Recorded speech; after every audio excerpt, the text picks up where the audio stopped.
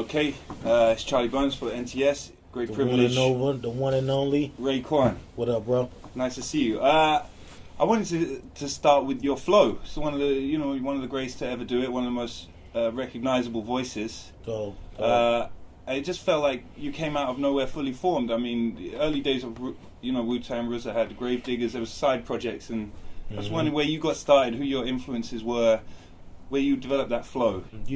I come from the 90s era, so you figure back when I was in a teenager mode, the guys who we looked up to back then was, Biz Markie, Kane, Rakim, Eric B. and Rakim, Coogee Rap, Dana Dane, NWA, all that kind of music was in rotation in my neighborhood. So it wasn't like we was optimistic to everybody's music. We just listened to one particular style of music at that time. And hip hop was serious back then, Run DMC, everything was just about fashion, style, and the way you talk, LL Cool J, MC Shan, KRS. It's like they all was clear lyricists. You know what I mean? And just constantly listening to their music. Public Enemy, all of them, they all had a great flow about them. So we emulated how they did their thing and did it in our way. Because one thing about the neighborhood, it was a lot of block parties going on. You were in Staten Island, born and raised, right? Yeah, this is Staten Island. I was not born and raised. Not born and raised. I was born in Brooklyn. Right. Okay. And moved to Staten Island, but it was just a deep time, hip hop was the shit back then. And the certain artists that was winning was they was like real sharp lyricists. So that kind of like put us in a whole lyrical mode as far as what it was. But I followed the best, man. I followed the best. I can see, you citing Biz and because there's humor to your flow as well, flamboyant.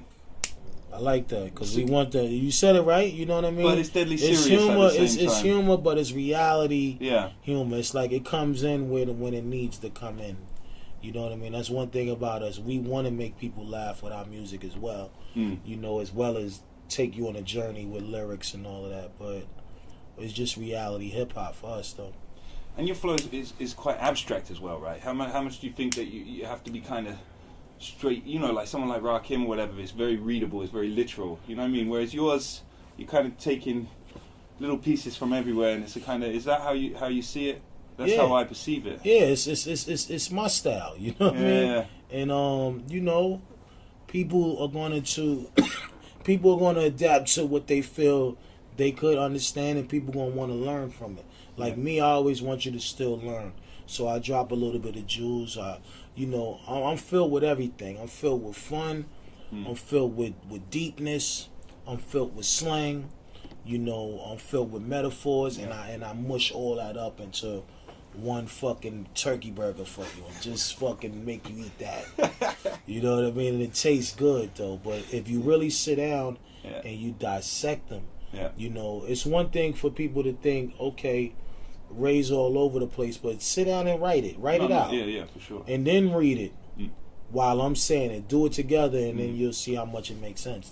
Then you felt like the Wu, each member had their kind of wild style, whatever. Their kind of, and you thought styles. That you said that you brought the realness, the gritty, real street story. So, but that wasn't how I perceived it. I was wondering like what you felt moving into Cuban Links, like where you wanted to tighten up, because I can't really see a development. Your style seemed like ready built right from the beginning, like the Cream verse is ridiculous. Right. Common brought you out lately, right, with Q-Tip and Brand New. Does that overwhelm you, that love that people have?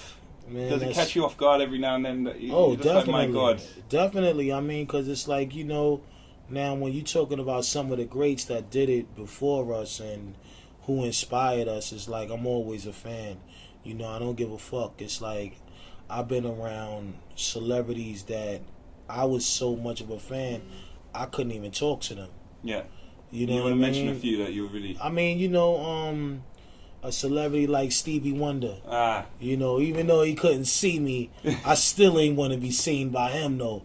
You know, I remember just walking behind him and just scared to say, yo, you know, I'm Raekwon, I'm a fan, you know, so you know, it's always overwhelming when you're an artist yourself and you get the love that you get from people, you know, but you know, I respect the people who did it before me, man. Because you know, on your new album F.I.L.A International Luxurious Art, you know, the wall to wall. I mean, you mentioned little things about bailouts and all that. You know, this idea of this mass recession that we're going in across. There is some sort of. Am I wrong in that? I don't know. I perceive that there's little kind of shades of stuff that's going on in the world. You know. Yeah, I mean, you know, it's all kind of. You can't escape it, right? I mean, you know, people get many projections of what it is we talk about. But you see it as straight entertainment. Yeah, it's just us just ragging the mic, man, and getting up there and you know. And you still enjoy it. You find it easy to find producers. How is it finding beats in this age? I mean, you know, you just gotta keep looking, and that's what I do. I just sit back and you know give the producers that I do give a shot opportunity to give me something that I think works for me. And it's a lot of producers out there, man. You know, the young ones. I'm always up to listening to the new young cats that's coming up because they the hungriest. So you know, I got a team that actually goes out there and brings me a bunch of music, and you know, sometimes we invite guys over and they create stuff on the spot. But as long as there's great production around, it's going to be better music being played. You know, and I just think that now hip hop artists are not still stuck in the zone of making a great body of work. It's just let me give you 3 records and then just give you this album because I know that y'all need that right now. So, you know, we just gotta tend to you trying to stick with the kind of concept type. Yeah, just kind of like make the end of the music more interesting to be wanting to have because the business is getting smaller and smaller. You know, it's starting to become mediocre. Yes. You know, from the music, and I guess it's just different from now because everybody just want to party and they want a record that just sounds good in the club where a bitch can shake her ass. Yeah. You know, but I always like the artists who go left field and try a new creation and show me some growth that's something I've never seen before. I kind of still look for that. That's still I was going to ask your arc as an artist, where you headed, you know, what are your dreams still that you want to kind of make real or, you know, what's your targets still? You know, like I said, man, I'm still getting better as I go on. So, you know, this album right here is just really giving y'all an opportunity to see where I'm at today. Of course, I'm still excited to keep working. And, you know, I got more ideas and more things up my sleeves that I'm going to do. But I'm a part of this culture. I'm a part of this thing called hip hop, and I'm gonna always love it and accept what comes with it, and you know, be prepared for what happens. You know what I mean? It's like it's just all I'm doing is just making good music for the world. You know, catch that. Well, respect and good luck with everything, man. No doubt, man. Thank you. Thank you for everything. Cheers. No doubt. NTS. One. Raekwon.